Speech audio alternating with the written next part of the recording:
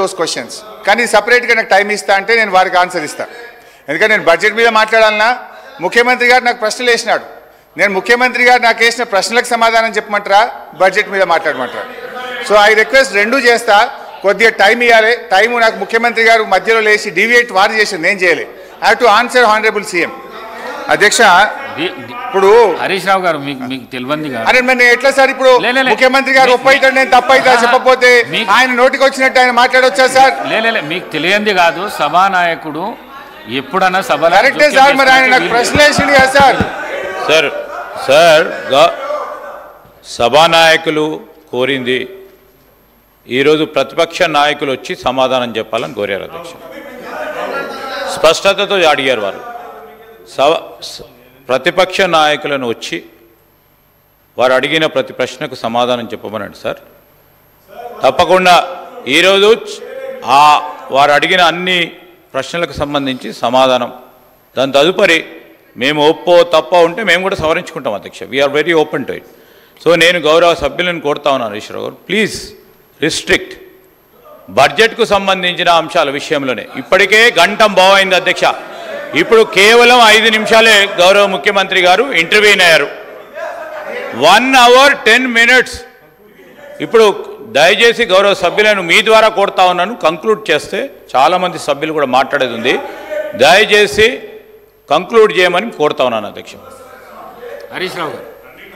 Sir అధ్యక్ష, first of all ORR పైన ముఖ్యమంత్రి గారు తెగ నమ్మింది అన్నారు, which is not correct. It is only TOT. అది మళ్ళీ మనకే వస్తుంది, అది ప్రభుత్వ ఆస్తిగానే ఉంటుంది తప్ప అది రికార్డు వాళ్ళు రెక్టిఫై చేసుకోవాలి. నంబర్ 1. నంబర్ 2 అధ్యక్ష, వారు ఇంకో మంచి మాట అన్నారు, మనకు తాతలు తండ్రులు ఆభరణాలు ఆస్తులు ఇస్తారు అది అమ్ముకుంటారా అన్నారు. మరి మీ ఉప ముఖ్యమంత్రి గారి బడ్జెట్లో 24,000 కోట్లు భూములు అమ్మి ఈ బడ్జెట్కు నిధులు సమకూరుస్తా అన్నారు. దాన్ని ఏమంటారో ముందు సమాధానం చెప్పండి. నంబర్ 2.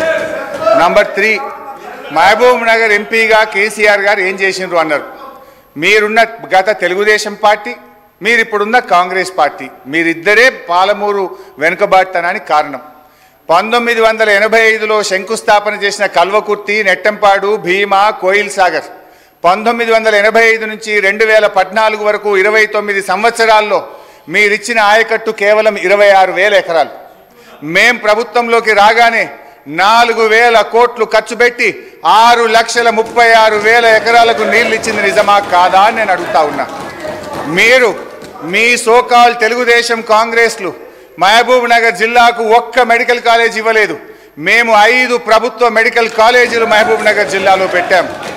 అధ్యక్ష, ఇట్లా మహబూబ్ నగర్కి ఏం చేశామో చర్చ పెడదామంటే రోజు పెట్టండి, నేను డీటెయిల్గా చెప్పడానికి రెడీగా ఉన్నా. అధ్యక్ష, అదేవిధంగా కాళేశ్వరం విషయంలో కూడా నేనేదో 80,000 అన్నారు. ఇరిగేషన్ వైట్ పేపర్ విడుదల చేసిన రోజు ఇక్కడి నుంచే నేను మాట్లాడినా. ఆ రోజు 94,000 చెప్పినా, ఈరోజు 94,000 చెప్పినా మీరు సరిగా గుర్తుపెట్టుకోక సభను తప్పుదో పట్టించారు.